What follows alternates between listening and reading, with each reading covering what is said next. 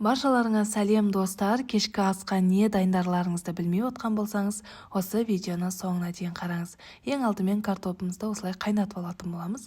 Тартылған етке пиязымызды, дәміне қарай тұз және қара бұрышымызды қосып, толықтай қолмен араластырып алатын боламыз. Осылайша барлығын араластырып, 1-2 рет осылай ұрғылау арқылы домалақ пішінге келтіретін боламыз. Осылайша барлығын дайындап алдық. Енді қызып тұрған тапамызға сұйық майымызды құйып, осы тефтелейдің барлығын қуырып алатын боламыз. Менде картоп майлы қайнап тұр. Осылайша барлығын қуыратын боламыз.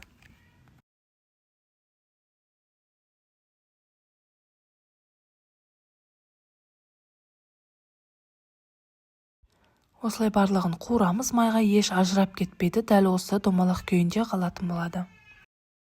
Кішкене осылай қуырылып шыққаннан соң, біраз қана осындай сары майымызды салып қуыратын боламыз. Дәмі өте ерекше болып шығады. Осылайша толықтай қуырып аламыз.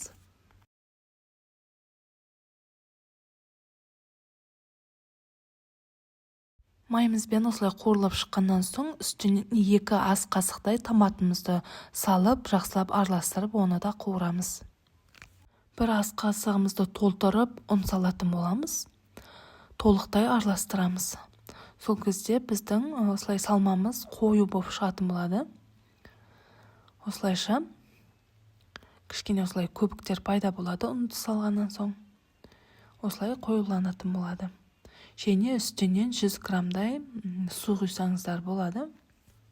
Енді бетін жауып, 15 минутқа қайнататын боламыз.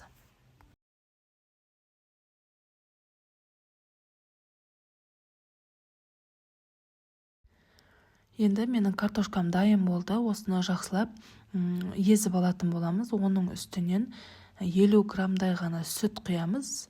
Және дәміне қарай тұз саламыз. Толықтай осылай езіп алатын боламыз. Осылай барлығын қосып болғаннан соң, миксермен міндетті түрде араластыруымыз қажет. Сол кезде өте жұмсақ, үлпілдек болып шығатын болады. 1-2 минуттай ғана миксерлейміз.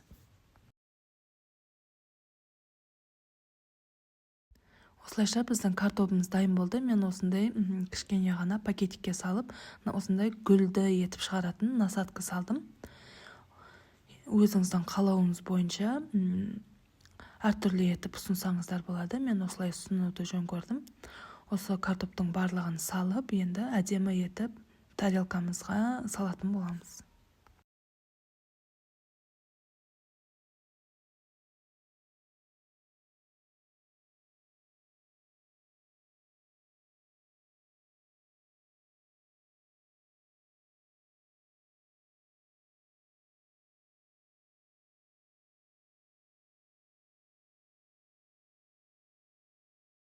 Өзіңіздің қалауыңыз бойынша пюрені әртүрлі етіп ұсынсаңыздар болады.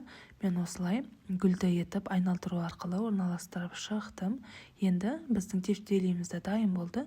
Осылайша дәл ортасынан құйып шығатын боламыз. Өте дәмді, өте жылдам дайын болады. Балаларыңызға ұнайтыны сөзсіз. Сізде міндетті түрде дәл осылай дайындап көріңіздер. Достар, видео ұнаған болса, менің парақшама тіркеліп, лайк басып, өз пікіріңізді бөлісуді ұмытпаңыздар. Барлықтарыңыз дәл осылай дайындап көріңіздер, ас болсын.